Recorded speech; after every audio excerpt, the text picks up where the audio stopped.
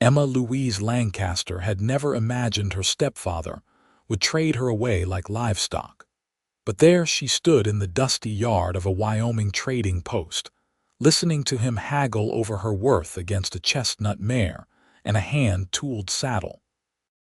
The year was 1878, and women in Laramie had few rights, but this felt like a new low even by frontier standards. "She can cook and clean well enough," her stepfather Frank said, spitting tobacco juice into the dirt. "Keeps her mouth shut most times, too." "Worth more than that old mare you are offering." The trader, a grizzled man with yellowed teeth, looked Emma up and down like she was a head of cattle. "I will throw in the saddle then, silver conchos and all, but that is my final offer." Emma felt her stomach turn. 3 years ago, her mother had died of fever, leaving her alone with Frank Lancaster, a man who had married her mother for the small inheritance, and now saw Emma as nothing more than a burden to be rid of. At 21 years old, she had hoped to find work as a seamstress or perhaps a schoolteacher, but Frank had kept her isolated on their failing homestead, working her fingers to the bone. "Deal," Frank said, extending his hand. The trader shook it, then gestured toward the back of his trading post. "I got a mountain man in there who needs a wife. Lost his last woman to cholera 2 years back. He is a strange one, lives up in the Medicine Bow Range, but he pays in gold and does not ask questions." Emma's hands trembled as she gripped her small cloth bag containing everything she owned in the world. This was it then. Her life traded for a horse and saddle, passed from one man to another like property. She wanted to run, to scream, to fight, but where would she go? A woman alone on the frontier faced dangers far worse than an unknown husband. The trading post door creaked open, and a man stepped out into the harsh afternoon sunlight. Emma's breath caught despite herself. He stood well over 6 feet tall, with broad shoulders that filled his worn leather jacket. His dark hair hung past his collar, and a thick beard covered the lower half of his face. But it was his eyes that held her attention, deep brown eyes that looked at her not with the calculating assessment of the trader or the cold dismissal of her stepfather, but with something that might have been sympathy. "This is the woman." His voice was deep and rough from disuse, but not unkind. "Emma Lancaster," the trader said. 21, healthy, can work, just like I told you, Maddox. Maddox Young." Emma filed the name away as she met his gaze directly, refusing to cower. If this was to be her fate, she would face it with what dignity remained to her. Maddox Young studied the woman before him with careful attention. He had come down from his mounting cabin 3 days ago, needing supplies for the winter and perhaps, though he hated to admit it, some human company. When the trader had suggested he might want a wife, his first instinct had been to refuse. But the winters were long and lonely, and the memory of Sarah's gentle presence still haunted the empty spaces of his home. He had expected someone broken, desperate. Instead, this Emma Lancaster stood straight-backed and proud despite the humiliation of her circumstances. Her auburn hair caught the sunlight, and though her dress was worn and patched, she wore it with dignity. There was intelligence in her green eyes and something else too, a spark of defiance that had not yet been extinguished. "Did you agree to this?" Maddox asked her directly, ignoring the sputtering protests from the trader and her stepfather. Emma blinked, clearly surprised to be addressed. "I was not consulted about my preferences, if that is what you mean." Her voice was steady, educated. Maddox felt his jaw tighten. He had suspected as much. "I see." He turned to the trader. "I will pay you the gold we agreed upon, but I want the horse and saddle too." "Now wait just a minute," Frank Lancaster protested. "We had a deal." Maddox fixed him with a stare that had made grown men back down in saloons. You will take my gold and consider yourself lucky I do not report you to the territorial marshal for selling a woman against her will. The practice might be overlooked in some parts, but Marshal Carson takes a dim view of it. The lie came easily. Maddox had no intention of involving any marshal, but Frank Lancaster did not need to know that. He just needed to believe it enough to take the money and disappear. Frank's face reddened, but he was a coward at heart. "Fine. Give me the gold." Maddox counted out the coins slowly, making sure Emma saw each one. He wanted her to understand that he valued her as more than the livestock her stepfather had compared her to. When the transaction was complete, Frank mounted the chestnut mare without a backward glance at his stepdaughter and rode out of town at a gallop.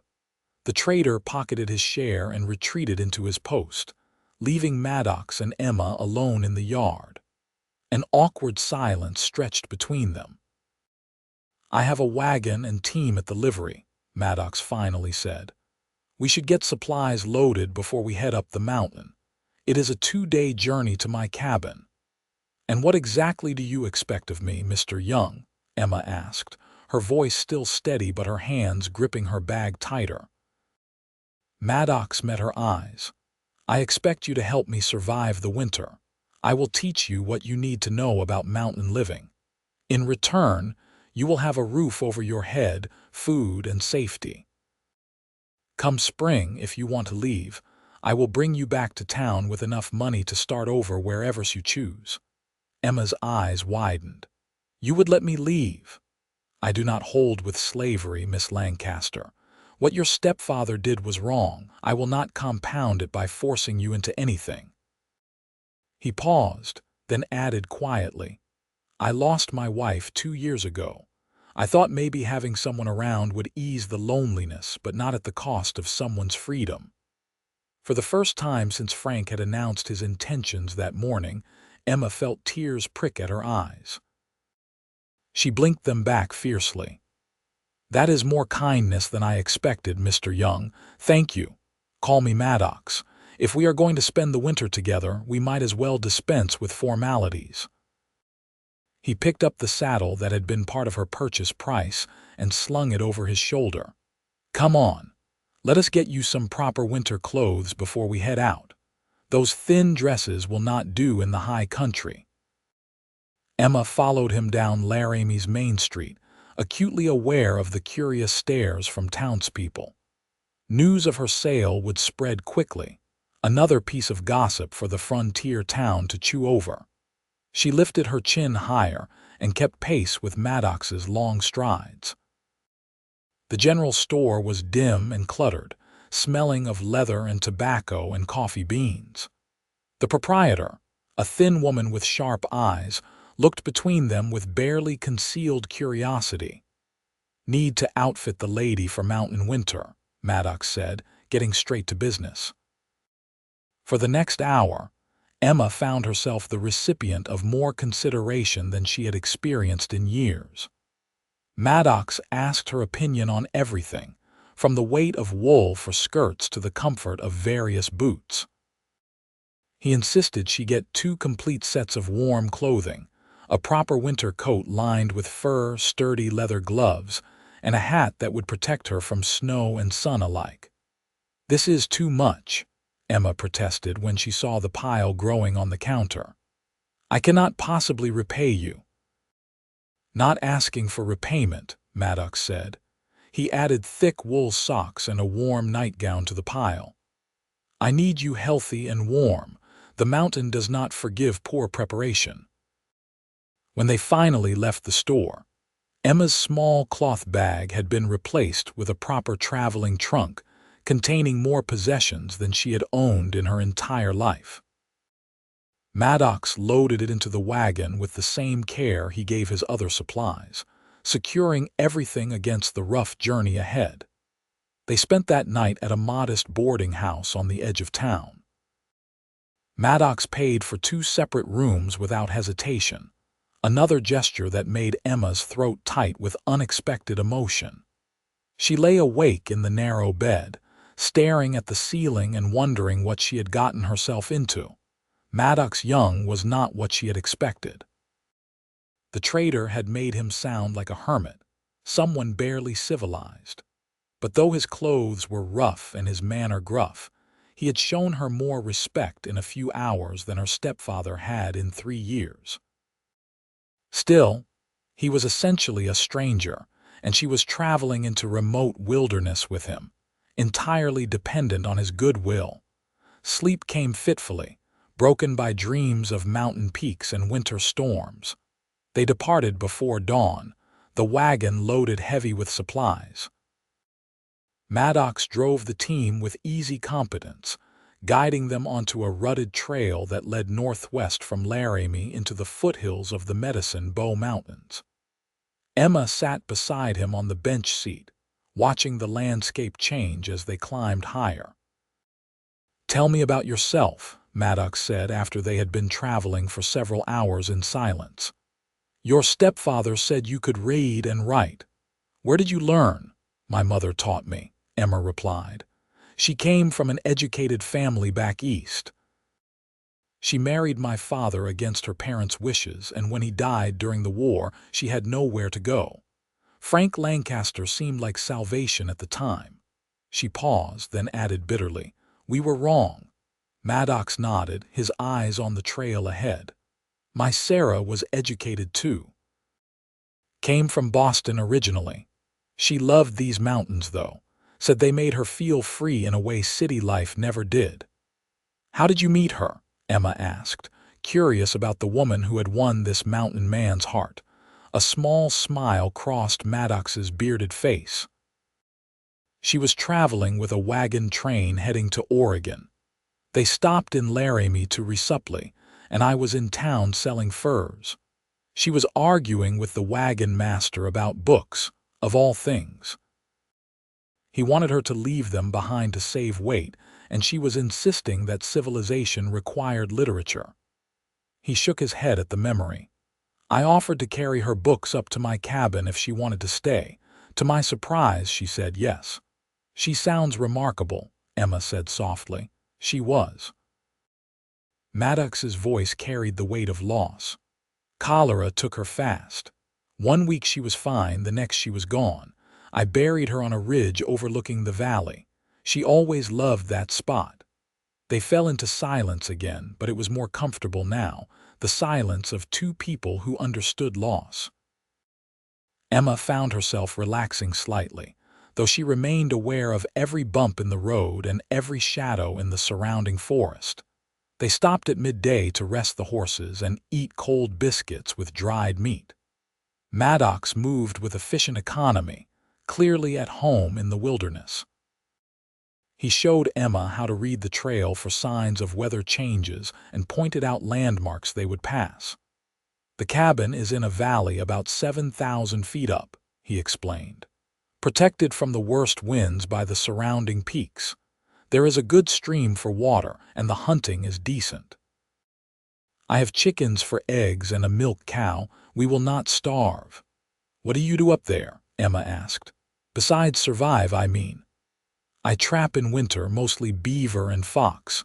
Come spring, I take the furs down to trade. In summer, I prospect a little, though I have never found much gold. Mostly, I just live." He looked at her directly. "It is a quiet life, Miss Lancaster. Some would say boring, but it is peaceful, and it is mine." Emma considered this. Peace sounded wonderful after years of walking on eggshells around her stepfather, never knowing what would set off his temper. "I think I could appreciate quiet and peaceful." They made camp that night in a small clearing beside the trail. Maddox set up a canvas shelter for Emma and built a fire with practiced ease. He cooked simple but filling food, beans and bacon and fresh bread he had purchased in town. Emma found herself hungry enough to eat 2 full portions. "I should warn you," Maddox said as they sat by the fire after dinner. "The cabin is not fancy, just 2 rooms really. I will sleep in the main room by the fireplace. You can have the bedroom. It is not much, but it is private." "You do not have to give up your room," Emma protested. "Yes, I do." Maddox's tone was firm. You need privacy and safety. That is not negotiable." Emma studied him across the flickering firelight. He was an unusual man, this Maddox Young. Hard in the way the frontier demanded, but with an unexpected core of decency. She thought again of his offer to let her leave in spring, of his careful respect for her dignity throughout this strange day. "Why did you really agree to this arrangement?" she asked. "The trader said you paid a significant amount of gold. You could have just bought yourself a horse or more supplies instead." Maddox poked at the fire with a stick, sending sparks spiraling into the dark sky. "I told you, the winters are lonely. But also," he paused, seeming to choose his words carefully, "when I saw you standing there in that yard, looking like you were facing a firing squad but refusing to flinch, I thought of Sarah. She had that same strength. I could not walk away and leave you to whatever fate the trader had planned. Some things are not right, no matter how common they might be on the frontier." Emma felt her chest tighten with emotion. "Thank you," she said quietly, "for seeing me as a person and not just property. That is the bare minimum of human decency, Miss Lancaster. You do not need to thank me for it." But Emma disagreed. In her experience, even basic decency was rare enough to warrant gratitude. That night, she lay in her bedroll under the canvas shelter, listening to the sounds of the mountain forest. Somewhere in the darkness, an owl hooted. The fire crackled and popped. She could hear Maddox moving around the camp, checking the horses and making sure everything was secure for the night. For the first time in years, Emma felt something that might have been hope stirring in her chest. They reached the cabin late the following afternoon, cresting a ridge to reveal a small valley cradled between towering peaks. The cabin sat in a clearing near a stream, exactly as Maddox had described. It was solidly built from logs, with a stone chimney and a covered porch. Nearby stood a small barn and several outbuildings. "It is beautiful," Emma said, and meant it. The valley was painted in autumn colors, aspens golden against dark evergreens, and the air was so clean and clear it almost hurt to breathe. "Wait until you see it after the first snow," Maddox said, and there was pride in his voice. "It is like living inside a painting." He helped her down from the wagon and led her to the cabin. The interior was dim but clean. A large room dominated by a stone fireplace with a kitchen area along one wall and a simple table with chairs. The furniture was rough but well made, clearly crafted by Maddox's own hands. Shelves lined one wall, filled with books, and Emma felt her heart lift at the sight. "Sarah's books," Maddox said, noticing her interest. "I could not bring myself to get rid of them. You are welcome to read any of them." He showed her the bedroom, a small space with a real bed frame, a chest of drawers, and a window looking out over the valley. It was simple, but to Emma, who had spent the last 3 years sleeping on a straw pallet in a drafty lean-to, it looked like luxury. "The privy is out back," Maddox continued, sounding almost embarrassed. "I know it is not ideal, but it is clean and I built a good roof over it. There is a washtub we can fill for bathing. I usually heat water on the fire." Emma turned to face him. "Maddox, this is more than I hoped for." "Thank you." He ducked his head, clearly uncomfortable with gratitude. "I will get the wagon unloaded. You settle in, get your bearings. Tomorrow I will start teaching you what you need to know about living up here."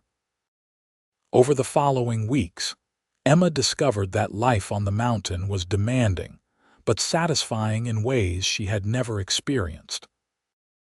Maddox was a patient teacher, showing her how to manage the chickens and the cow, how to preserve food for winter, how to read the weather signs and judge when storms were coming. He taught her to shoot, insisting she needed to be able to defend herself and hunt if necessary. The rifle was heavy and loud, and Emma flinched from the recoil the first dozen times she fired it. But Maddox was encouraging, adjusting her stance and aim until she could hit a target more often than not. "Good," he said after she successfully shot a pine cone off a stump at 30 yards. "You will never be a sharpshooter, but you can defend yourself now if needed." Emma lowered the rifle, feeling a surge of pride.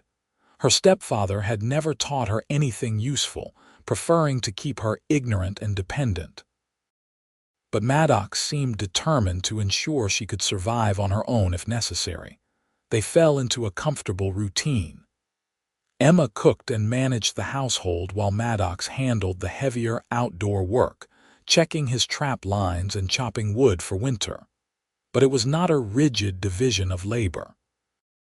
When Emma expressed interest in learning to track animals, Maddox took her into the forest and showed her how to read prints and signs. When the cabin's table developed a wobble, she insisted on helping him fix it, learning the basics of woodworking in the process. In the evenings, they sat by the fire and talked. Maddox was not a natural conversationalist, but he opened up gradually, telling her stories of his years in the mountains and his life before. He had come west after the war, looking for a place where the past could not follow him. The mountains had offered sanctuary and solitude, both of which he had desperately needed. Emma shared her own history more slowly. It was painful to speak of her mother's death, of the way Frank had changed from indifferent to cruel once he had control of her mother's small property. But Maddox listened without judgment, his dark eyes sympathetic in the firelight.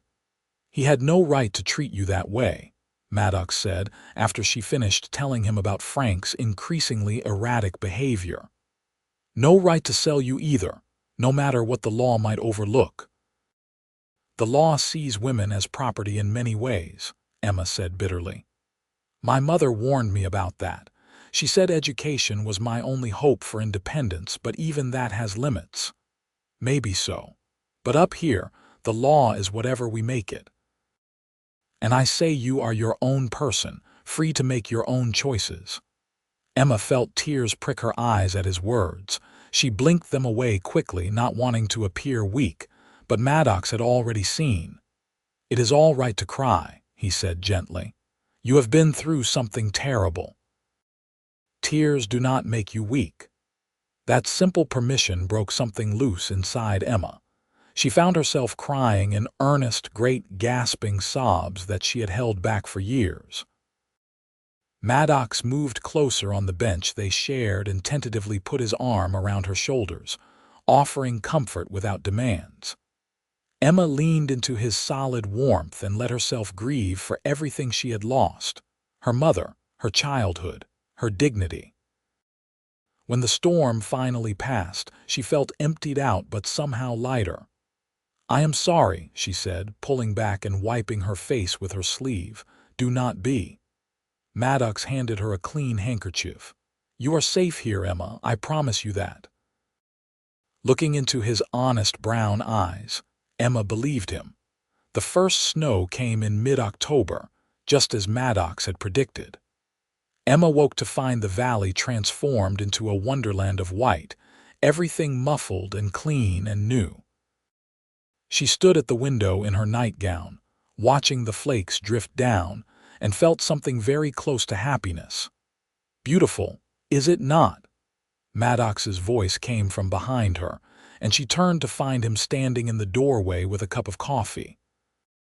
He was careful never to enter her room uninvited, always respectful of the boundaries he had established. "It is magical," Emma breathed. "I have never seen snow like this. This is just the beginning. By January we will have drifts 10 feet high, but we are ready for it." He smiled, and Emma realized it was the first time she had seen him truly smile, not just a quirk of his lips but a genuine expression of pleasure that reached his eyes. It transformed his face, making him look younger and less careworn. She smiled back, suddenly aware that she was standing there in only her nightgown, her hair loose around her shoulders. Maddox seemed to realize it at the same moment, and he cleared his throat and retreated into the main room. "Breakfast in 10 minutes," he called back. "I am making pancakes." Emma dressed quickly, trying to ignore the warmth she felt that had nothing to do with embarrassment and everything to do with the way Maddox had looked at her before he left. It was not the calculating assessment of the trader or the dismissive glances of her stepfather. It was something else entirely, something that made her heart beat faster. Over breakfast, she tried to convince herself she was being foolish. Maddox was being kind to her, offering safety and respect. She should not read more into it than that. But she could not stop thinking about the gentle way he had comforted her when she cried, the patience with which he taught her new skills, the small gestures of consideration that marked every day. She realized with a mixture of fear and exhilaration, developing feelings for her mounting cowboy. The revelation troubled her as she went about her morning chores. How could she trust her own emotions after everything she had been through? Was she simply latching onto the first person who treated her with decency? Or was there something real growing between them, something worth nurturing? Emma had no answers, so she focused on her work. She fed the chickens and collected eggs, mucked out the cow's stall, and helped Maddox carry in wood for the fire. The physical labor was grounding, keeping her mind from spiraling into uncertainty. That afternoon, Maddox announced he needed to check his trap lines and asked if she wanted to come along. "It is about 3 miles out and back. The snow is not too deep yet, and I think you would enjoy the scenery." Emma agreed readily, welcoming the distraction. She bundled into her warm coat and followed Maddox into the forest, stepping in his tracks through the fresh snow. He moved with easy confidence, pointing out animal tracks and explaining what they meant. "Deer passed through here this morning," he said, indicating a trail of hoofprints. "Probably heading down to the lower valleys for winter." He pointed to another set of tracks. "And that is a fox. See how the prints are in almost a straight line. That is how you tell them from dog tracks." Emma absorbed it all, fascinated by this world she was learning to read. Maddox was a good teacher, never impatient with her questions, always willing to explain things multiple times if needed. They reached the first trap to find it empty. The second held a beaver, which Maddox dispatched quickly and humanely. Emma had to look away, but she understood the necessity. The furs would help pay for supplies come spring. "You do not have to like this part," Maddox said gently, noticing her discomfort, "but you should understand it. This is how we survive up here."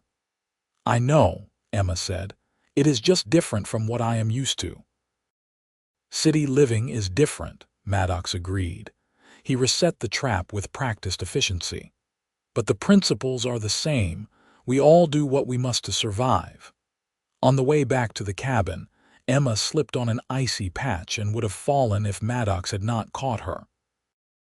His hands gripped her arms, steadying her, and for a moment they stood very close together in the snowy forest. Emma looked up into his face and saw her own confusion reflected in his eyes. "Thank you," she said softly. "Always," Maddox replied, and the word felt like a promise. He released her carefully and they continued walking. But something had shifted between them, an acknowledgement of feelings neither was quite ready to name. As November deepened into December, the snow piled higher and the days grew shorter. Emma and Maddox spent more time inside the cabin, and the forced proximity only intensified the awareness that hummed between them. They were careful not to touch unnecessarily, overly polite in the small space they shared. Emma threw herself into domestic projects, sewing new curtains for the windows and knitting socks by the fire. She read voraciously from Sarah's book collection, everything from Shakespeare to agricultural manuals. Maddox carved, his large hands surprisingly deft as he shaped wood into useful items: a new bowl, a spoon, a small box with a fitted lid. Sometimes Emma caught him watching her as she read, an unreadable expression on his face. Sometimes he caught her watching him as he worked. Neither commented on it, but the tension grew. One evening in mid-December, Maddox broke the silence that had fallen between them. "Emma, I need to say something." Emma looked up from her book, her heart suddenly racing. "Yes." Maddox set down the piece of wood he had been carving and met her eyes. "I know I promised you could leave come spring. I meant that, and the offer still stands. But I need you to know that if you choose to stay, it would not be as my employee or my burden. It would be as my partner, my equal." He paused, then continued with visible difficulty. "I have feelings for you, Emma. Real feelings. I did not plan for this to happen, and I will understand if you do not feel the same. You have been through so much, and the last thing I want is to pressure you, but I needed to be honest." Emma set down her book with trembling hands. Her mind raced, but her heart knew its answer. "I have feelings for you too, Maddox. I was not sure if I could trust them at first. Everything happened so fast and under such terrible circumstances. But these past months have shown me who you really are. You are kind and patient and honorable. You have given me back my dignity and made me feel valued for the first time in years." Maddox's face lit up with hope. "Then you might consider staying. Not just for winter, but permanently." "I might," Emma said, feeling a smile spread across her face. "But I have conditions." "Name them." "I want a real partnership, like you said. I want my opinions to matter. I want to keep learning and growing." She took a deep breath. "And if we are going to do this, I want it to be proper. I want to be your wife, not your companion or housekeeper." "I would want nothing less," Maddox said fervently. He stood and crossed to where she sat, kneeling beside her chair so they were at eye level. "Emma Lancaster, would you do me the honor of becoming my wife? I cannot offer you wealth or an easy life, but I can promise to respect you, protect you, and love you for as long as I draw breath." Emma felt tears spill down her cheeks, but these were tears of joy. "Yes, Maddox Young, I will marry you." He took her hands in his larger ones, his touch gentle despite the calluses earned from hard work. "I do not have a ring yet. Come spring, I will take you to town and you can choose one, the best one they have." "I do not need a fancy ring," Emma said. "I just need you." Maddox leaned forward and kissed her softly, a gentle pressure that sent warmth flooding through Emma's entire body. She had been kissed before, clumsy attempts by boys back when her mother was still alive, but this was different. This was a kiss between equals, between two people who had chosen each other freely. When they finally pulled apart, both were smiling. Maddox rested his forehead against hers. "I never thought I would feel this way again after Sarah died. I thought that part of my life was over." "I think she would want you to be happy," Emma said softly. "I think so too. Sarah was not one for wallowing in grief. She would have liked you, I think. You have the same strength she did."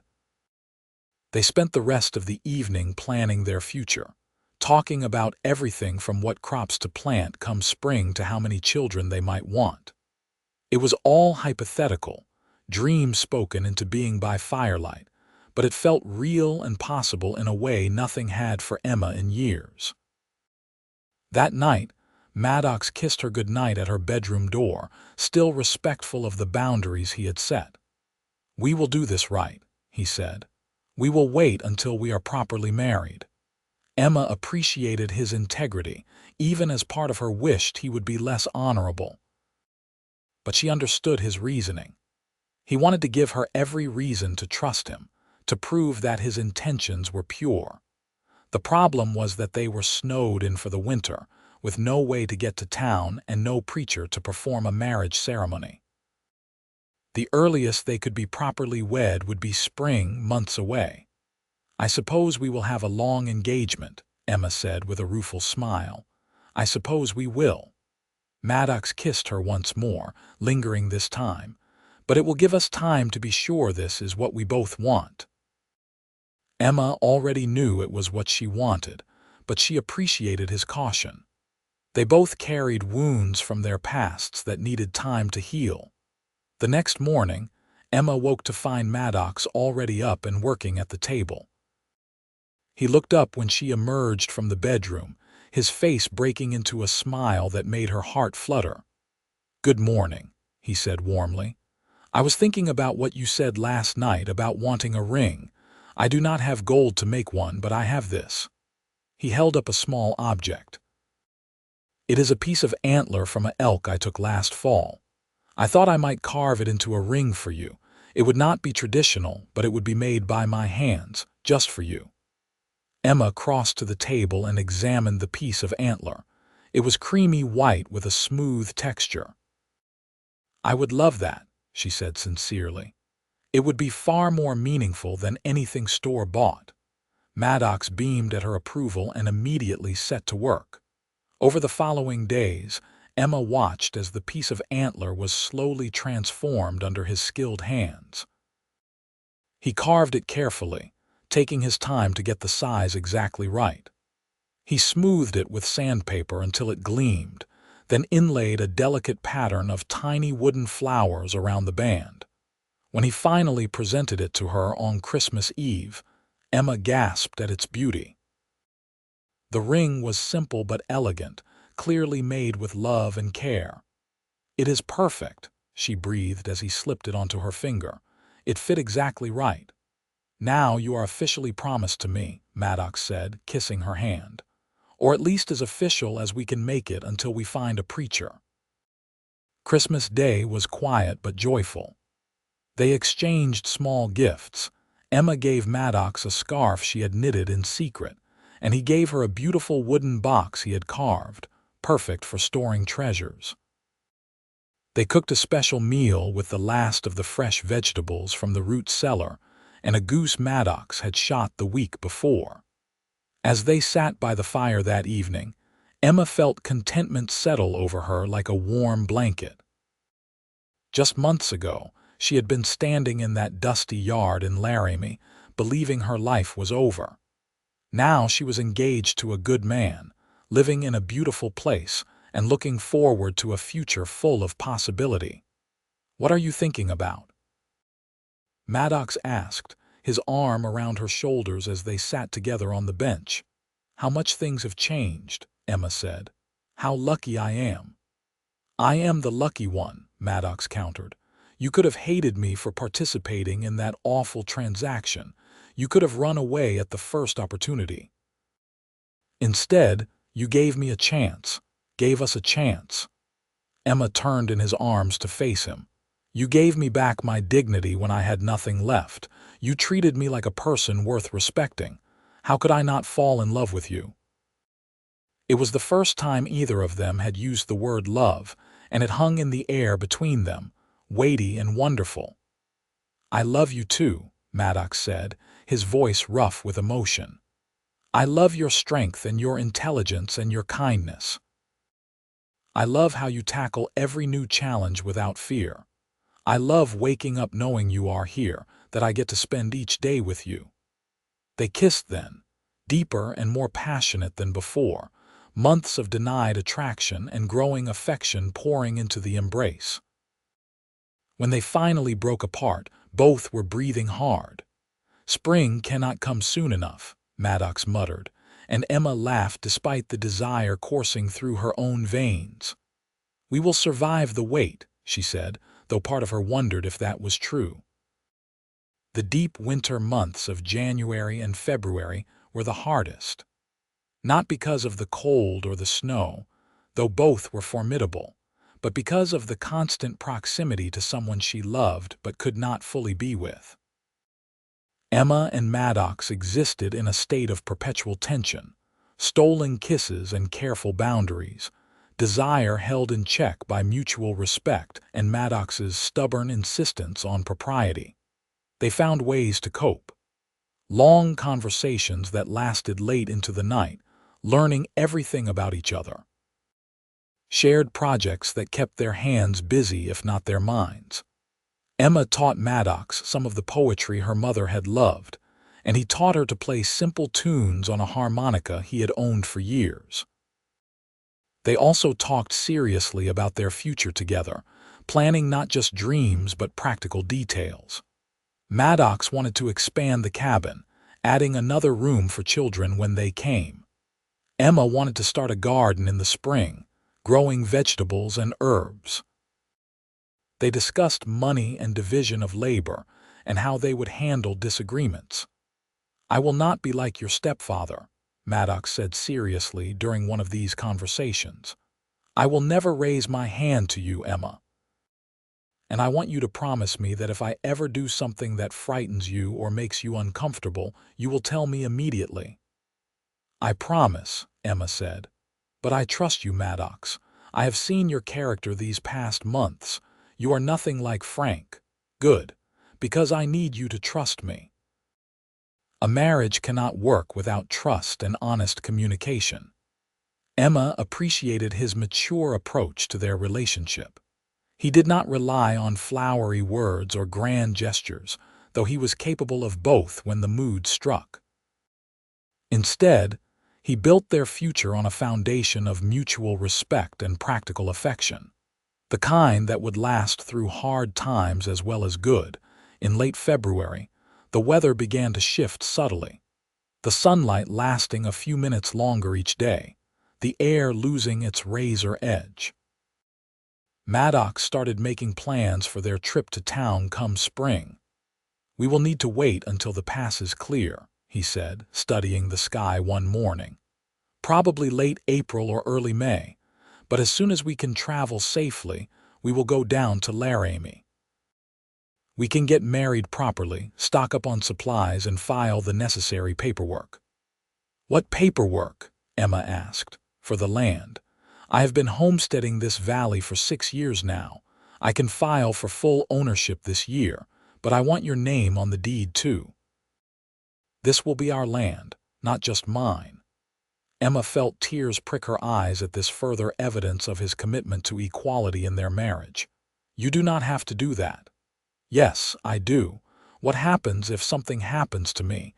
If your name is not on the deed, you could lose everything." "I will not leave you vulnerable like that." It was a sobering thought, but a practical one. The frontier was dangerous. Accidents happened. Emma appreciated Maddox's foresight even as she hated thinking about anything happening to him. March brought the first real thaw, and with it came the sound of running water as snow melted and the stream swelled. Maddox began preparing for spring work, checking his equipment and making lists of what needed repairing or replacing. Emma started seeds in small pots on the sunny windowsill, tomatoes and herbs that would be transplanted once the danger of frost passed. They were both restless now, eager for spring and the trip to town that would make their union official. The winter had been good to them, giving them time to build a foundation for their marriage, but both were ready for the next step. In early April, a traveling preacher arrived unexpectedly at their cabin. He was an old man with kind eyes, riding a tired mule and looking for a place to rest before continuing over the mountain pass. "We do not get many visitors up here," Maddox said, welcoming the man inside. "You are welcome to stay as long as you need." The preacher, who introduced himself as Reverend Thomas, gratefully accepted.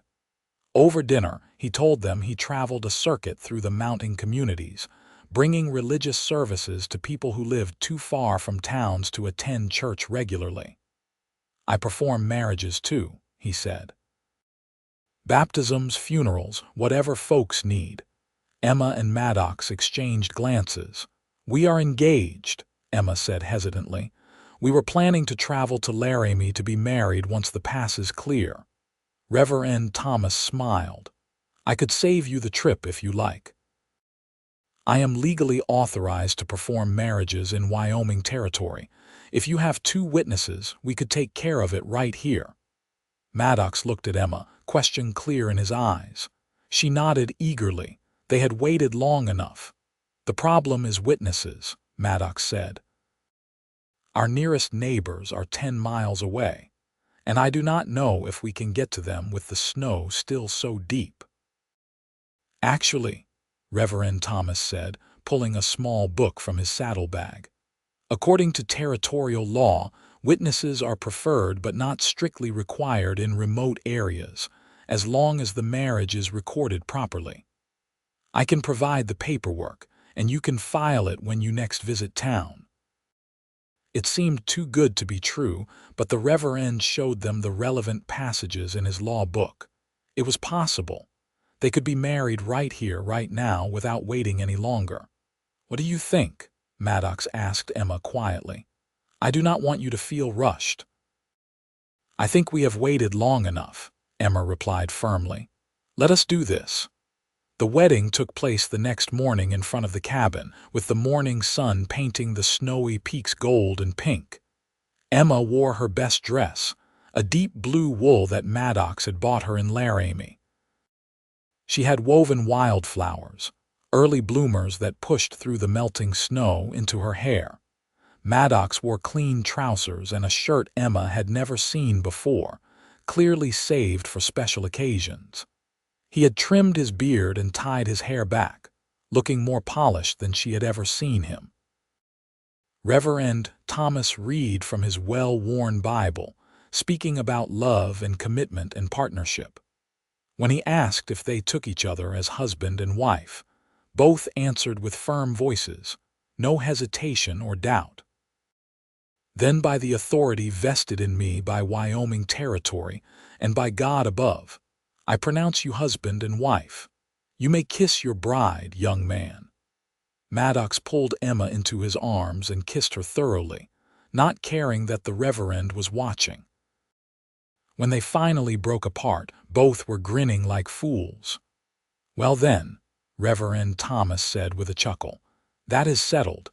Let me get the paperwork filled out and you will be legal as well as wed."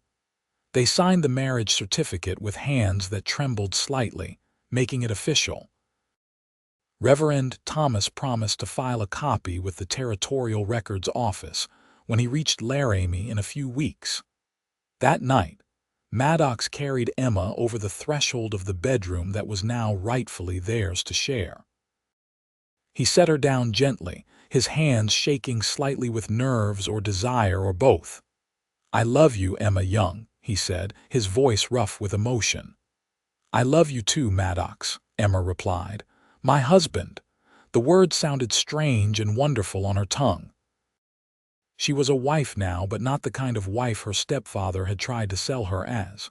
She was a partner, an equal, loved and respected. The difference was everything. Maddox kissed her slowly, taking his time, and Emma lost herself in the sensation. Months of waiting had built to this moment, and it was everything she had hoped for and more. Maddox was gentle and patient, making sure she was comfortable, that every touch brought pleasure rather than pain. Later, as they lay tangled together in the darkness, Emma felt a peace settle over her that went bone deep. This was where she belonged, in this mounting cabin with this man who had seen her worth when no one else did. "No regrets?" Maddox asked softly, his fingers tracing patterns on her shoulder. "Not a single one," Emma assured him. "This is the happiest I have ever been.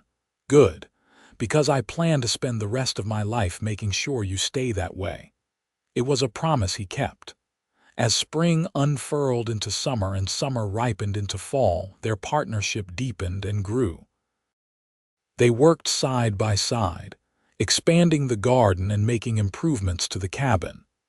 They laughed together over small domestic disasters, like the time Emma accidentally let the chickens into the house, and they had to chase them around for an hour.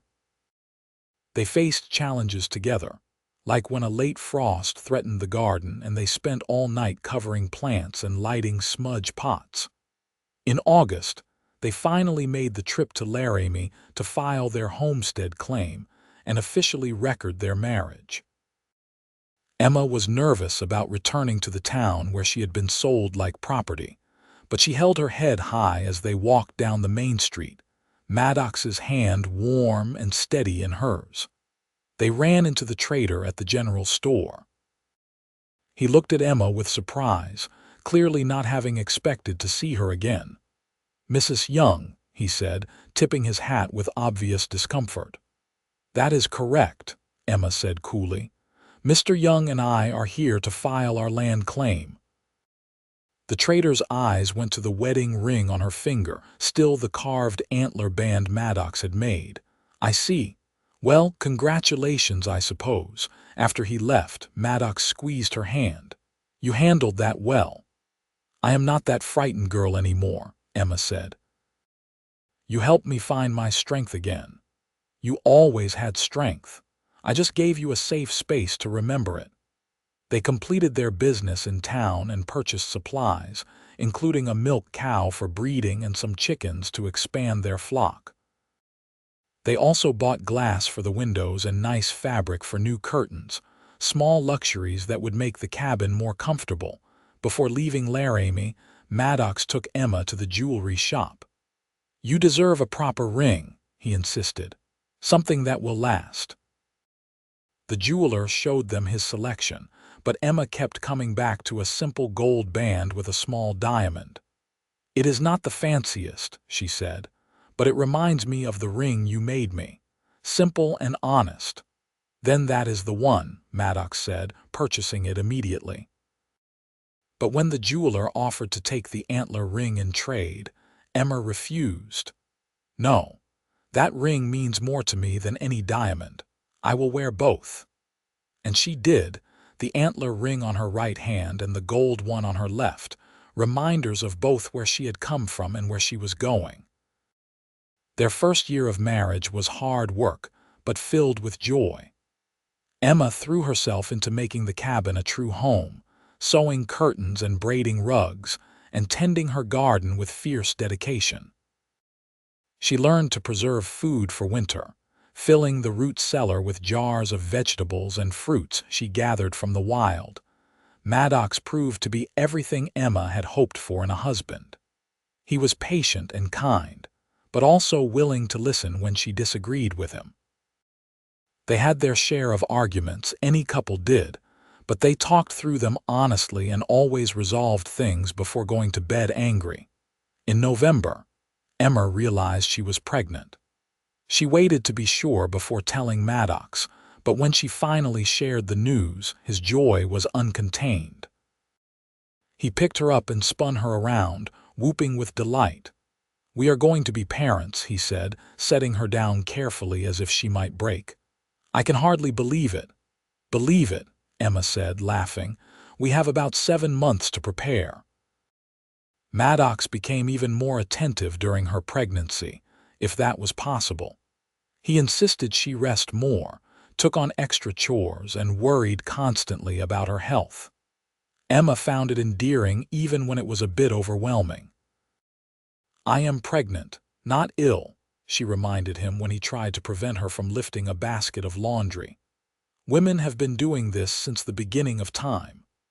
"Yes, but you are the only one I care about," Maddox countered. "Indulge me." Emma sighed and let him carry the basket. It was easier than arguing, and secretly, she enjoyed being fussed over. As winter settled in again, Emma spent her evenings sewing tiny clothes and blankets while Maddox carved a beautiful cradle from pine. They talked endlessly about names and possibilities, preparing for the arrival that would change everything. "Boy or girl, it does not matter to me," Maddox said one evening, "as long as you are both healthy." "I think it is a boy," Emma said, one hand on her swelling belly. "He kicks like a mule." She was right. In early June of 1880, Emma gave birth to a healthy baby boy with his father's dark hair and his mother's green eyes. They named him Samuel Thomas Young, honoring both of Maddox's grandfathers. Maddox cried when he held his son for the first time, tears streaming down his face as he carefully cradled the tiny life in his large hands. "Thank you," he said to Emma, his voice choked with emotion. "Thank you for giving me this gift." Emma was exhausted but happy, watching her husband bond with their child. This was what family was supposed to feel like. Love and safety and commitment, not the harsh indifference she had known with Frank Lancaster. Samuel was a good baby, healthy and curious about the world around him. Emma took to motherhood with the same determination she brought to everything else, learning as she went and accepting help gracefully when Maddox offered it. Maddox proved to be a devoted father, caring for Samuel with surprising gentleness. He sang to the baby in a rumbling voice, told him stories about the mountains, and carried him in a sling while doing chores so Emma could rest. "You are a natural," Emma said one afternoon, watching Maddox rock Samuel to sleep. "I love him so much it frightens me sometimes," Maddox admitted. "The thought that something could happen to him or to you, it keeps me up at night." "We are safe here," Emma assured him. "You have built us a good life, Maddox. We are going to be fine." And they were. The years passed in a rhythm of seasons and growth. Samuel grew from baby to toddler to young boy, smart and adventurous like his parents. Emma gave birth to a daughter they named Grace in 1882, and another son they called Daniel in 1884. The cabin was expanded twice to accommodate their growing family, with Maddox building additional rooms with help from neighbors who had moved into the valley. By 1885, Maddox and Emma had been married for 7 years. They had built a thriving homestead, raised 3 children, and created a life that exceeded anything Emma had imagined during those dark days before Maddox had walked into her life. One evening in late summer, after the children were asleep, Emma and Maddox sat on their porch watching the sun set over the mountains. Emma leaned against her husband's shoulder, feeling his arm come around her waist in a gesture that had become as natural as breathing. "Do you ever think about that day in Laramie?" Maddox asked quietly. "When we first met, sometimes," Emma admitted. "It feels like a lifetime ago. I was a completely different person then." "You were always strong," Maddox said. "You just needed someone to remind you of it." Emma turned to look at him, this man who had saved her in every way a person could be saved. His face was more weathered now, lines around his eyes from squinting into the sun and smiling at his children. His beard was touched with gray, though he was only 35. But his eyes were the same, warm and honest and full of love when he looked at her. "You gave me back my dignity when I had nothing," Emma said. "You treated me like a person worth respecting when the world saw me as property to be traded. You gave me this beautiful life, this family, this home." "How can I ever thank you enough?" Maddox cupped her face in his hand, his thumb stroking her cheek. "You thank me every day by being who you are, by loving me and our children, by building this life with me. I got just as much from you as you got from me, Emma, maybe more." "I love you," Emma said simply, because sometimes the simplest words carried the most truth. "I love you too. Always." They kissed as the sun painted the sky in shades of orange and pink, 2 people who had found each other in unlikely circumstances and built something lasting and true. Emma thought about the journey that had brought her here, from that awful day when Frank had traded her for a horse and saddled to this perfect evening surrounded by love and family. She had been sold like property, but Maddox had given her dignity and a ring. More than that, he had given her partnership, respect, and love. He had helped her reclaim herself, and together they had built a life worth living. Inside the cabin, one of the children called out in their sleep. Emma started to rise, but Maddox stopped her. "I will go check on them," he said. "You stay here and enjoy the sunset." Emma watched him disappear inside, then turned her gaze back to the mountains, painted gold and purple in the fading light. This valley was her home now, these mountains her sanctuary. She had traveled far from that dusty trading post in Laramie, not just in distance but in every way that mattered. She was Emma Young now, wife and mother and equal partner in a mountain homestead. She was loved and valued and free. The girl who had been traded for a horse and saddle was gone, replaced by a woman who knew her own worth. And it all started with a mounting cowboy who looked at her and saw not property, but a person worthy of dignity, respect, and love, who gave her not just a ring but a future. Emma smiled as Maddox returned to the porch, Daniel sleepy and fussy in his arms. She took their son and settled him on her lap, and Maddox sat beside her, his arm around them both. Through the open door, she could hear Samuel and Grace breathing softly in their sleep. This was everything she had never dared to dream of during those dark years with her stepfather. This was family and love and security. This was home. The sun finished setting behind the mountains, and stars began to appear in the darkening sky. Maddox pointed them out to Daniel, naming constellations in a soft voice. Emma rested her head on her husband's shoulder and felt the quiet contentment of a life well lived. Years later, when Emma was an old woman surrounded by grandchildren, she would tell them the story of how she and their grandfather met. She would not hide the painful parts, the way she had been treated as property, because those parts were important too. They showed where she had come from and how far she had traveled, but she always ended the story the same way, with the truth that had shaped her entire life. "Your grandfather was the finest man I ever knew," she would say. "He gave me back my dignity when I thought I had lost it forever. He gave me this ring," she would touch the gold band, still shiny after decades of wear, "and he gave me a life full of love and purpose. He showed me that even when the world treats you as less than human, there are still good people who will see your worth."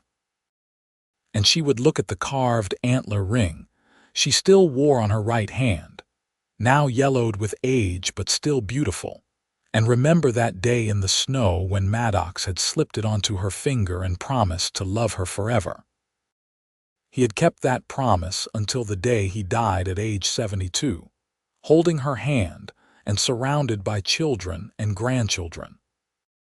Emma lived another 8 years after that, long enough to see great-grandchildren born, long enough to know that the love she and Maddox had built continued in the generations that followed. But all of that was still far in the future. On this summer evening in 1885, Emma was simply a woman of 28, holding her youngest child while her husband named the stars and their other children slept safely inside. She was happy and loved and free, everything she had been denied for so long. The mountain wind whispered through the pines, carrying the scent of wildflowers and clean water. An owl called from somewhere in the forest. Daniel's breathing evened out as he fell asleep in Emma's arms, his small hand clutching her dress. "We should go inside," Maddox said quietly. "It is getting cold." Emma nodded, but neither of them moved immediately. The moment was too perfect to rush past. Finally, Maddox stood and helped Emma to her feet, careful not to wake Daniel. They went inside together, closing the door on the night. Emma tucked Daniel into his small bed beside his brother's, pulling the quilt up to his chin. In the other room, Grace slept with her arm around a cloth doll Maddox had made. Emma kissed each child's forehead, overwhelmed as always by the fierce love she felt for them. In their own bedroom, Maddox was already changed for sleep. Emma joined him, sliding under the quilts they had made together, pieced from scraps of fabric that held memories of clothes outgrown and fabric worn thin with use. Each square told a story: Samuel's first shirt, Grace's baby blanket, the dress Emma had worn on their wedding day. Maddox pulled her close, and Emma settled into the curve of his body, fitting perfectly as she always had. His hand rested on her hip, warm and possessive but never constraining. She was held but never trapped, loved but never owned. "Thank you," Emma whispered into the darkness. "For what?" Maddox murmured, already half asleep. "For everything. for saving me, for loving me, for giving me this life." Maddox's arms tightened around her. "You saved me too, you know. I was just existing before you came along. You made me live again." Emma turned in his arms to face him, barely able to make out his features in the dark room. She kissed him softly. "Then we saved each other. That seems fair. More than fair. Perfect." Maddox kissed her back, longer and deeper, and Emma felt the familiar spark of desire that had not diminished with years of marriage. They made love slowly and quietly, aware of sleeping children in the next room, finding pleasure in each other as they had countless times before. Afterwards, Emma lay awake for a while, listening to Maddox's breathing even out into sleep. She thought about the incredible journey her life had taken. From the daughter of an educated woman who married unwisely, to the stepdaughter of a cruel man, to property traded for livestock, to the wife of a good man who valued her as an equal. She thought about Samuel, growing tall and strong, already showing signs of his father's quiet strength. She thought about Grace, sharp and curious, asking endless questions about everything. She thought about Daniel, still so small with his infectious laugh and fearless spirit. She thought about the homestead they had built, literally and figuratively. The cabin that had expanded to hold their growing family. The garden that fed them through long winters. The neighbors who had become friends. The community they were part of, small and scattered though it was. Most of all, she thought about Maddox, her husband, her partner, her love. The man who had looked at her standing in a dusty trading post yard and seen not a burden or a commodity, but a person deserving of dignity and respect, who had given her not just survival but a life worth living. Emma finally drifted off to sleep with a smile on her face, Maddox's arm still around her, secure in the knowledge that tomorrow would bring more of the same simple blessings. Hard work and laughter and love, challenges and triumphs and the everyday magic of a family growing together.